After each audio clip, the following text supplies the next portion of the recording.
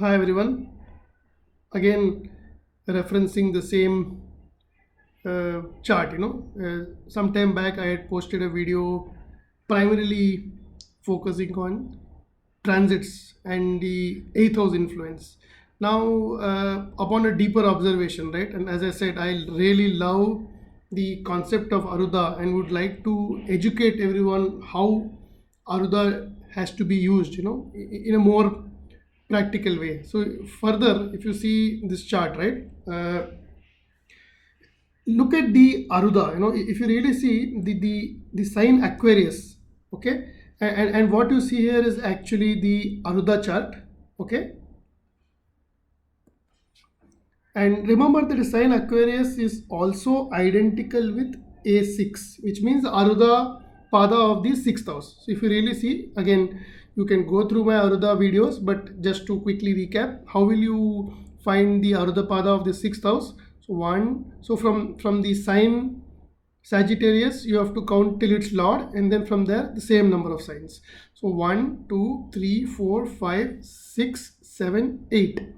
Again 8 signs from this 1, 2, 3, 4, 5, 6, 7, 8. So basically this is A6, the Arudha Pada of the sixth house. Okay,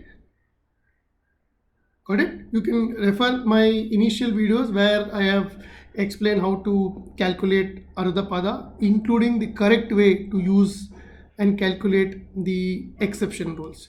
So the sign Aquarius is also identical with A6, which basically means it also has currents of the sixth house.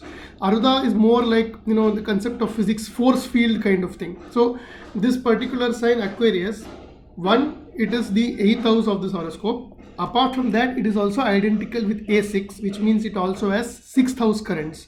And we all know sixth house has to do with injuries, accidents as well. And eighth house is, apart from accidents, death, many other things like anxiety, worries, and sudden fall, also transformation depending on the context. But in this case, in continuation to the previous video, I just want to highlight that already the three houses are slowly getting involved. So you've got A6, which is the Arudha Pada of the sixth house. So there is a sixth house involvement, injury, accidents.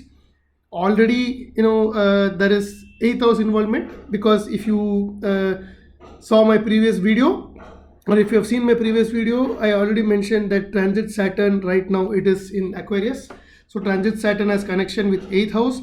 Transit Saturn being in the sign Aquarius also has a connection with 6th house, I would say force field or field force. So there is transit Saturn has connection with 6th house, transit Saturn has connection with 8th house, and also if you see the Arudha Pada of the 12th house, so as I said, transit Rahu right now is in Pisces, and that is on natal Saturn, which is the 8th lord. But also remember that the sign Pisces is identical with the Arudha Pada of the 12th house. So transit Rahu is also getting connected with 12th house of I would say exit, 12th house of hospitalization, 12th house of loss. So all in all, as an extension to the previous video, there is a severe 6-8-12 connection. So transit Rahu is making connection with 8th house, in the sense it is on natal Saturn, which is the 8th lord. Transit Rahu is also getting connected to the 12th house force or 12th house influence, because the sign Pisces is identical with Arudha Pada of the 12th house.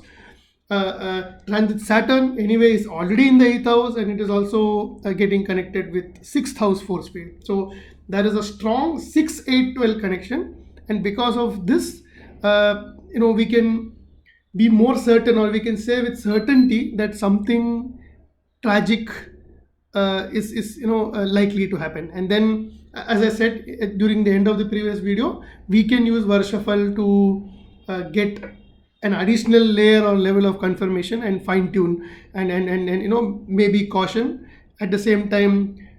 Pray, try and do some remedies to the extent possible, which I will cover in subsequent videos. But just that I also wanted to bring in the Arudha aspect. So the software that I use, I worked with the programmer, and it also calculates the Arudha Pada of the houses. and it becomes easy for somebody who likes to make effective use of Arudha, which I think is an indispensable tool which everyone should use, but not many really use or use it in the right way. I would again request people to do more research and start using it this way.